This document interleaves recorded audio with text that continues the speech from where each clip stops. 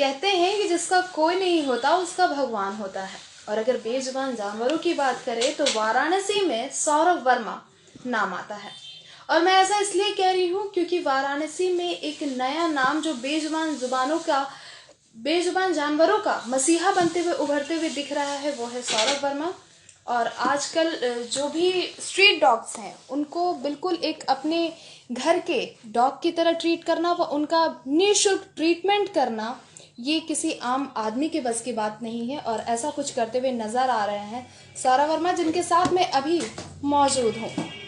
तो अब बात करेंगे हम सौरभ वर्मा से और जानना चाहेंगे कि आखिर इतना कुछ करने की लगन व इतने कम उम्र में इतनी लगन और इतनी हिम्मत इनके पास कहाँ से आई। उससे पहले मैं आपको बता दूं कि सौरभ वर्मा बहुत ही कम उम्र के ही हमारे और आप जैसे ही यंगस्टर्स है, बट उन्होंने इतनी कम उम्र में इतना कुछ हासिल किया है जो कि बनारस में संकट मोचन पर इन्होंने अभी हाल में ही एक मार्ट की ओपनिंग की है जो कि बहुत ही खूबसूरत मार्ट है। मैं आपको दिखाऊंगी इस इंटरव्यू के बाद, लेकिन उससे पहले बात करते हैं सौरभ से। तो सौरभ जी, सबसे पहले आपको बहुत बहुत शुभकामना इस मार्ट के ओपनिंग के लिए। बहुत शुक्रिया और सभी लोगों को मेरा नमस्कार। बिल्कुल, आपने अपना वक्त भी दिया, इतने बिजी स्केड्यूल में आप अपने मेरे साथ जुड़ने के लिए तैयार हुए, उसके लिए भी एक बार थैंक्स। बट सौरभ, ऑनेस्टली कल जिस तरीके से मैंने देखा कि एक स्ट्रीट डॉग था जी, जहाँ पे आपने उसको फ्री ट्रीटमेंट कराया, वहां से ही मुझे आपके बारे में जानकारी हुई। जी। तो मैंने वैसे तो आपके बारे में बहुत कुछ सुन रखा था, लेकिन फिर मेरी इच्छा हुई कि मुझे एक बार मिलना चाहिए। आप मुझे बताएं कि क्या ये जो ट्रीटमेंट है ये किसी जान पहचान वाले डॉग्स के लिए है या फिर आप ऐसे हर डॉग्स के लिए इसी तरह से अवेलेबल रहते हैं?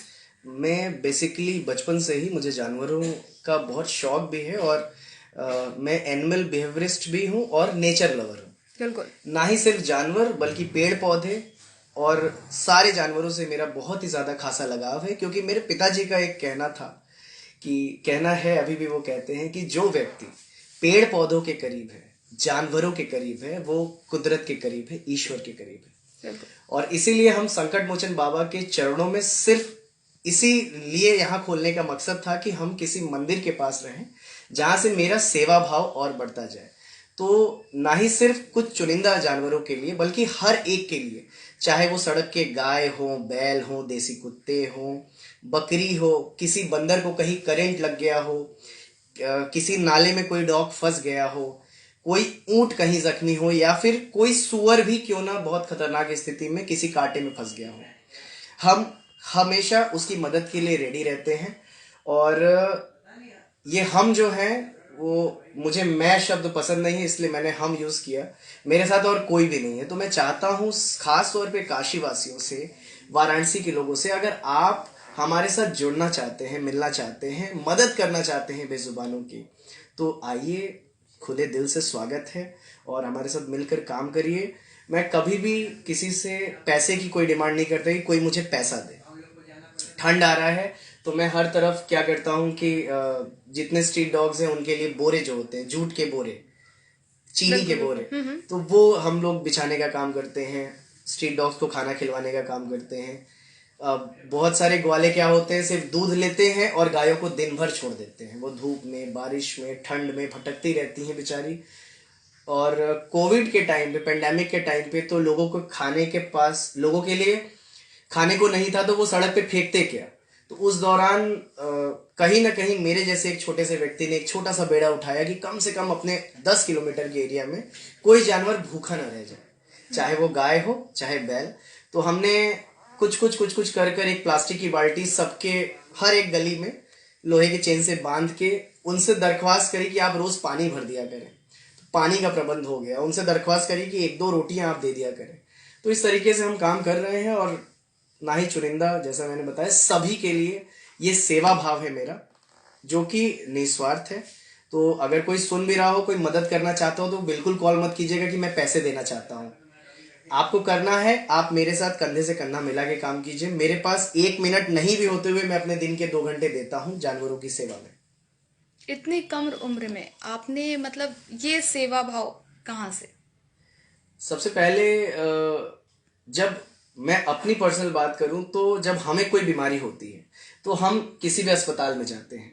तो जब हम सरकारी अस्पताल में जाते हैं तो वहां हमें मिलती है बहुत बड़ी बड़ी कतारें, बहुत सारे वादे और ट्रीटमेंट के नाम पे 5% या 10% एक भाग, जो कि काफी हद तक सही नहीं होता।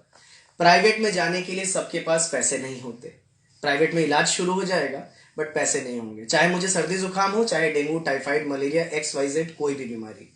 और सभी अस्पतालों की हालत अभी बहुत दुरुस्त नहीं है, चाहे वो कबीर चौरा हो या फिर कोई भी, मैं XYZ किसी का नाम नहीं लेना चाहता।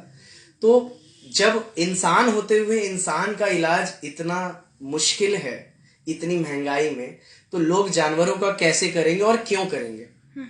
कैसे करने के लिए एक दिल होना चाहिए, बट क्यों करने के लिए पैसा होना चाहिए। तो आज कहीं ना कहीं ऊपर वाले ने इतना सक्षम बनाया है कि मैं अपनी इनकम से अगर मैं 10 से 15% भी हर महीने निकालता हूं, तब भी मैं बहुत सारे लोगों की मदद कर लेता हूं, ना ही सिर्फ जानवरों की बल्कि बहुत सारे इंसानों की। तो जिस दौर से मैं गुजरा हूं, जब मेरे पास पैसे नहीं थे, तो मेरे सामने एक बंदर को करंट लगा और मैंने वहीं खड़े होकर गूगल से नंबर खोजकर न जाने कितने NGO को फोन किया, नगर महापालिका को फोन किया, और बहुत सारे लोगों ने अलग अलग तरीके के कहानी सुना के मुझे अवॉइड कर दिया। मैंने अपने क्षेत्र के पार्षद से भी गुहार लगाई कि पार्षद जी प्लीज इस बंदर की जान बचा लीजिए, कुछ तो करिए आप। उन्होंने भी मुझे अलग अलग तरीके की कहानी सुना के टरका दिया। तो जो एक चोट 16 साल की उम्र के बच्चे के दिल में लगी थी आज से 14 साल पहले, वो उस चोट ने मुझे प्रेरित किया कि क्यों ना मैं कुछ करूं इन जानवरों के और लिए। आपकी इसी सोच ने आज आपको यहाँ लाकर खड़ा कर दिया, जहाँ पर आप इतना कुछ पेट्स के लिए कर रहे हैं, बेजुबान जानवर जो स्ट्रीट डॉग्स हैं या फिर एनिमल्स हैं उनके लिए कर जी रहे हैं। तो सौरभ, एक और खैर बातें तो मैं आपसे करूंगी तो ख़त्म नहीं होंगी। जी। लेकिन मैं ये एक चाहूंगी कि आप जनता से कुछ अपील करें। काशी वासियों से और वाराणसी के लोगों से मेरी खास तौर पर अपील ये है, मेरी और तनु जी की भी अपील है, क्योंकि ये भी बहुत बड़ी एनिमल लवर है या नेचर लवर है कहिए, क्योंकि जो दर्द मुझे हुआ वो दर्द 4 साल बाद किसी के अंदर मैंने कल महसूस किया। ये किसी काम से जा रही थी और इन्होंने उस काम को ड्रॉबैक किया, अपने पैसे से वो रिक्शे पे डॉग को लाई, 50 लोगों से मदद की गुहार लगाई, किसी ने डॉग को छूने से, सबने छूने से इनकार कर दिया। फिर मेरे पास कॉल आया, मैंने कहा किसी रिक्शे वाले से ही पूछिए, तो 25-30 रिक्शे वालों के मना करने के बाद एक रिक्शे वाले भाई साहब ने बोला हाँ ठीक है, हम चलते हैं बहन, आपकी मदद करते हैं। तो उसने हाथ लगाया, रिक्शे पे आए और लक्सा पे हमारे यहाँ हमने एक डॉक्टर को अरेंज किया। उन डॉक्टर ने इंजेक्शन लगाया, बट उस डॉग की हालत बहुत ज़्यादा खराब थी। बट फिर भी इन्होंने अपना 100% एफर्ट डाला, फिर इस डॉग को वहाँ पहुँचाया भी वापस। तो मुझे बस ऐसे लोगों की ज़रूरत है, जैसा मैं हूँ, जैसी तनु जी हैं। मुझे ऐसे खुले दिल या फिर यूं कहूँ गोल्डन हार्टेड पर्सन चाहिए, जो निस्वार्थ भाव से सेवा करना चाहते हो। मैं कोई NGO नहीं हूं, मैं कोई पैसे नहीं दूंगा आपको, मैं आपको वेतन या सैलरी नहीं दे सकता। मैं दे सकता हूं बहुत ज्यादा प्यार, बहुत ज्यादा अपनापन और हर एक तरीके का सपोर्ट। तो काशीवासियों से ये मेरी अपील है, सबसे पहले आप अपने घर के बाहर ही शुरुआत करिए। आप अपने घर के बाहर, मैं नहीं कहता आप पूरे मोहल्ले को खाना खिलाइए।